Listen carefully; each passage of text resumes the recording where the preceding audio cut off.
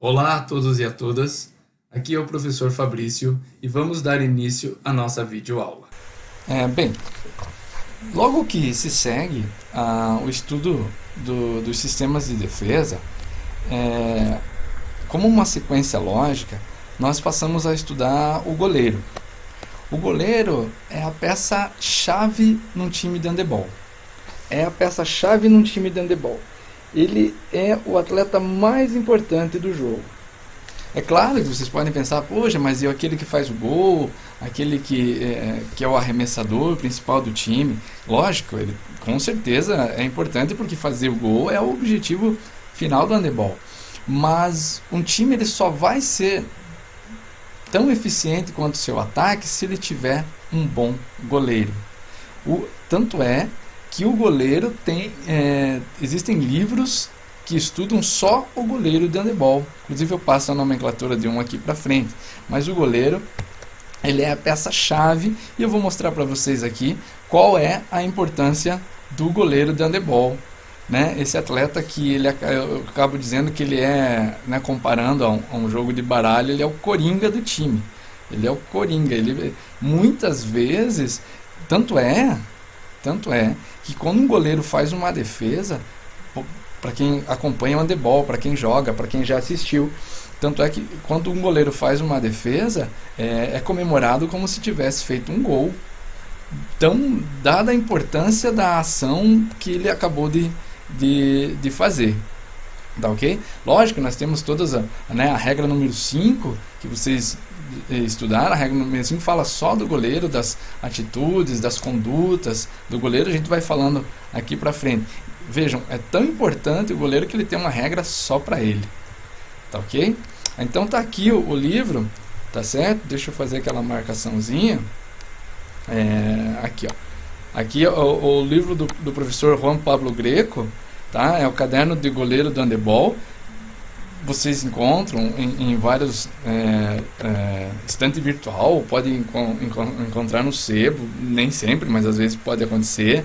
Mas pode ser que tenha aí na internet, em PDF, de repente vale a pena buscar, tá certo? Que ele vai falar de basicamente o que eu tenho a mostrar a vocês aqui é o que se resume dentro da conduta do goleiro.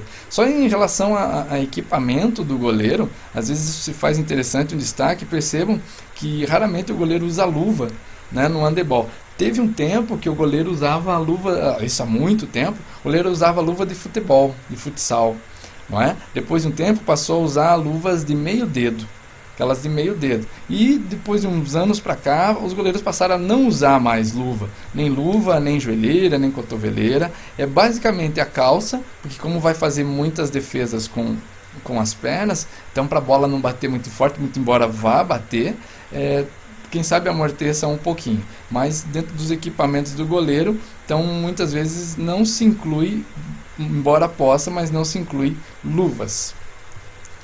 Bom, vamos lá, por que um goleiro é tão importante assim? O goleiro é responsável por, no mínimo, 50% do rendimento da equipe. Gente, 50%. É metade do rendimento, é lógico, né? É metade do rendimento da equipe, cabe ao goleiro. Cabe ao goleiro. Ó, se você parar para pensar que nos arremates 37% são convertidos. Todo arremate toda vez que a bola é arremessada. 32 vai para fora e 31 é defendido. Se você somar então 32, 31, você tem aqui uma média aí de 60.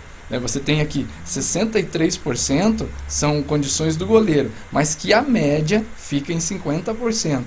Porque ou o goleiro defende as bolas, ou o goleiro atrapalha o suficiente para que e claro, um trabalho junto com a defesa, o sistema defensivo, acabe fazendo com que o jogador atacante erre o gol. Independente disso, praticamente 50% do trabalho é feito pelo goleiro. Eis então a importância de se escolher na hora da escolha. A gente já vai falar isso, na hora de detectar talentos, na hora de escolher um goleiro, se faz muito importante se observar algumas condições que vão muito além de estatura, tá? O goleiro, ele tem algumas características bem importantes. Na verdade, são 4. Ele é o último defensor. Quando dentro da sua área de gol, os atacantes já tendo superado os jogadores de linha que estão na defesa, resta somente ao goleiro para impedir a ação dos atacantes.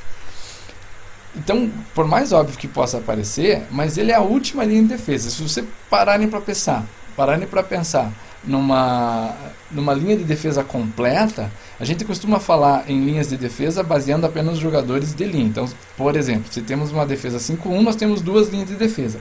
Uma com o defensor avançado e a outra linha com os jogadores na frente da linha de área de gol. Mas nós temos esse último defensor, que como, né, o atacante passou por toda a tua defesa, ele ainda será a última opção para que impeça o gol adversário. Então ele é o último defensor. Ele é o primeiro defensor. No ato de um contra-ataque, estando dentro ou fora da área de gol, é o primeiro a combater a ação do adversário. Então, ao estudar o ataque, nós temos uma condição chamada contra-ataque simples. E às vezes o contra-ataque simples é praticamente 1 contra 1, porque não deu tempo da defesa descer. Foi muito rápido a ligação que o outro time fez com o jogador que estava à frente. Então ele acaba sendo o primeiro defensor, basicamente o último defensor.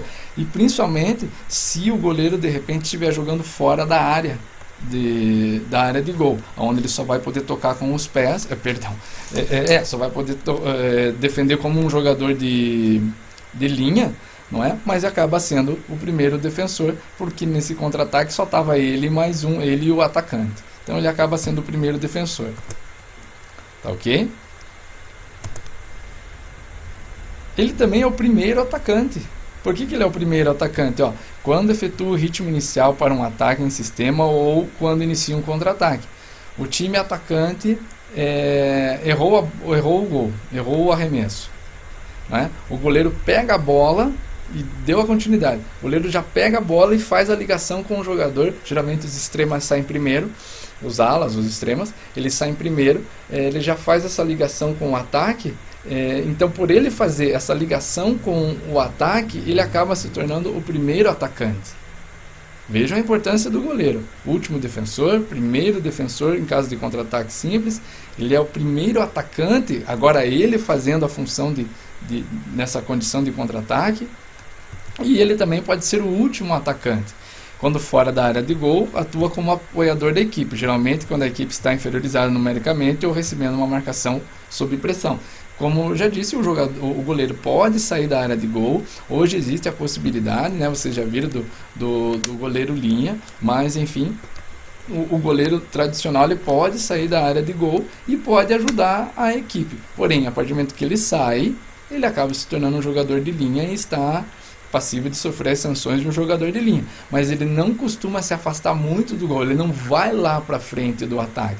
Vai ficar ali a linha de 9 metros, dando aquele apoio caso a bola precise ser recuada por uma condição tática, ou como diz o texto aqui, quando há uma marcação muito cerrada, muito forte sobre o time, ele é uma opção de passe.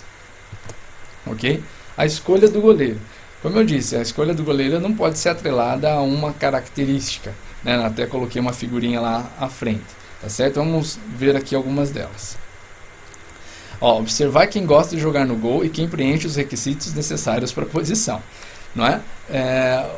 O goleiro de handebol, ele, como alguns já disseram, seja quando jogava ou até mesmo aí na faculdade, o goleiro de handebol tem que ser meio kamikaze, ele tem que gostar daquela ação intensa, porque ele vai ser bombardeado o tempo inteiro. E ele e um dos quesitos, assim, já adiantando, ele tem que ter coragem, ele tem que sair na bola, ele tem que pular, ele tem que se jogar na frente dela. Então, e muitas vezes pessoas não gostam de jogar assim. Então, um time de handebol não pode ser escolhido com aquele, quem sobrou no time vai pro gol.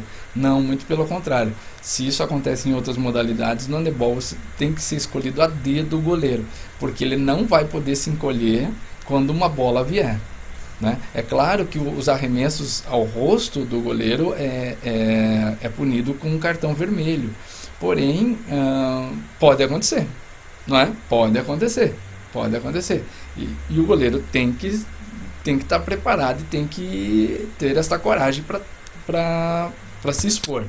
Não utilizar recursos negativos, tá, como o pior jogador ou o mais gordinho, foi o que a gente já comentou.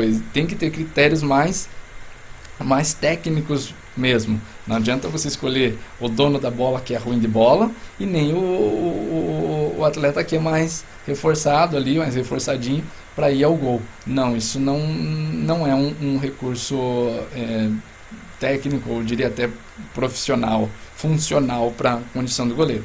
Muitas vezes um dos melhores jogadores de linha se torna um bom goleiro. Então vale a pena. Por quê? Porque muitas vezes um jogador de linha está acostumado a receber aquela marcação mais cerrada, aquele estranco do jogo, está acostumado a receber está acostumado a essa condição, de repente ele pode ser um bom goleiro, não é? Vale a pena essa coisa. E outro, um jogador de linha que pode ser um bom goleiro, você pode estar usando ele taticamente como diz lá, como um atacante, né? Como um último atacante. Vale a pena esse tipo de colocação tática, se faz interessante. Vejam bem, como curiosidade, o Pelé é formado em educação física, o jogador Pelé, né, o rei do futebol, aquilo tudo. E numa entrevista, há muito tempo, ele se formou junto com o Leão, que também foi goleiro, que foi jogador de futebol e foi goleiro. E o Pelé gostava muito de jogar no gol. E na faculdade ele não jogava futebol, ele jogava handebol. Ele adorava jogar handebol. E numa entrevista ele disse que, quando perguntado, né, mas Pelé, você é o rei do futebol, você joga futebol e tal, e agora tá jogando handebol. Daí ele até brincou, não, se é fazer gol, não importa se eu vou fazer gol com o pé ou com a mão, gol é gol. Mas o que fica importante é que ele era um bom jogador de linha, mas ele também gostava de jogar muito no gol, não é? Então isso demonstra que essa condição, às vezes, de um jogador de linha, vale a pena olhar um jogador de linha com os olhos um pouco mais técnicos. Quem sabe ele possa ser o goleiro que você procura. Habilidades adquiridas no atletismo são bem-vindas também ao goleiro. Então, quando a gente fala em treinamento, um treinamento físico para os atletas de handebol, o atletismo acaba sendo bem interessante. Porque você pode trabalhar, no caso dos jogadores de linha, você trabalhar principalmente os tiros, os sprints, não é? Bem característicos das corridas de curta distância, mas principalmente os saltos, aonde o goleiro tem que, de repente, ele está lá na linha de gol e ele dá ali um pique de 2, 3 passos e salta, como se ele fosse quase que fazer uma cortada do vôlei para fazer uma defesa. Então, bem típico de alguns movimentos do atletismo, o próprio salto em distância, o salto em altura, onde você precisa pisar com o pé de base e ganhar o máximo de altura porque o jogador está vindo. Claro, obedecendo a regra, não pode ultrapassar a linha do goleiro, que é a linha de 4 metros, mas ajuda bastante. Então, quando vocês forem pensar em treinamento para atletas de handebol, observem as movimentações do atletismo, porque nós temos os arremessos no atletismo, nós temos as corridas, nós temos os saltos. Então, uma adaptação, a gente vai ver isso para frente, mas uma adaptação já pensando, fica bem interessante. Okay? A estatura pode ser um critério, mas não, vamos reforçar aqui, mas ela não é uma característica. Não é porque o cara é alto que ele será um bom goleiro. Existem outras características. Então não é só essa que vai fazer a diferença. Porém, ajuda. A estatura ideal para um goleiro de alto nível seria 1,90 m.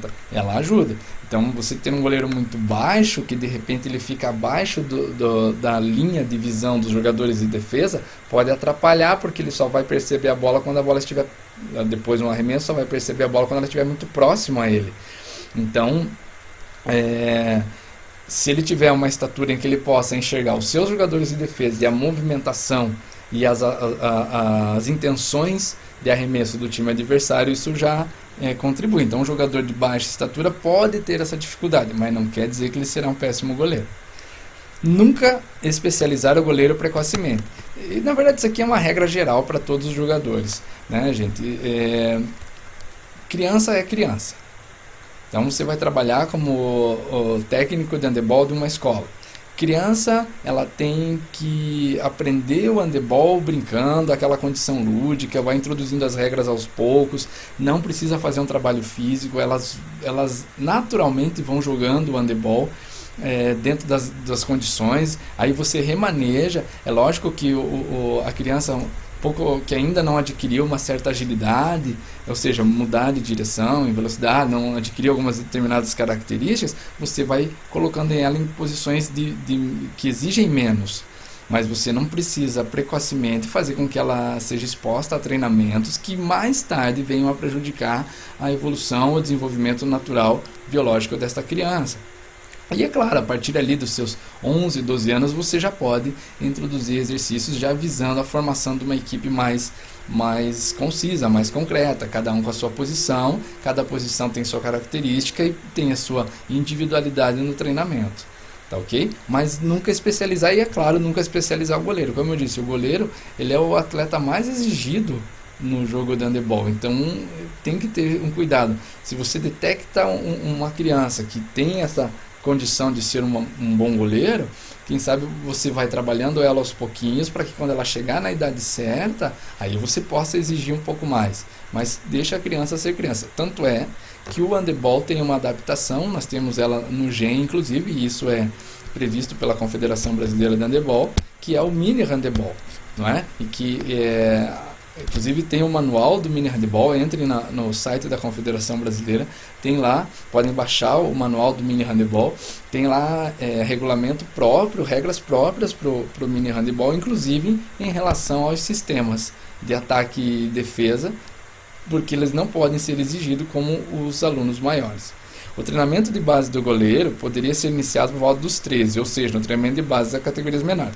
Eu disse entre 11 e 12 porque geralmente quando a criança vai para o 6º ano, 7º ano, é a idade que você a maioria dos esportes já começa a especializar. É claro que 11 anos a criança ainda é uma transição, ela está entrando na pré-adolescência, é uma transição daquela fase da infância, onde o lúdico impera, ainda o lúdico, questão de brincadeira impera, por isso que se fala entre 12 e 13, porque os meninos acabam amadurecendo um pouquinho depois que as meninas. Então, 12, 13 anos ideal para se começar a dar essa especialização na parte física técnica dos alunos atletas de handebol. Ok?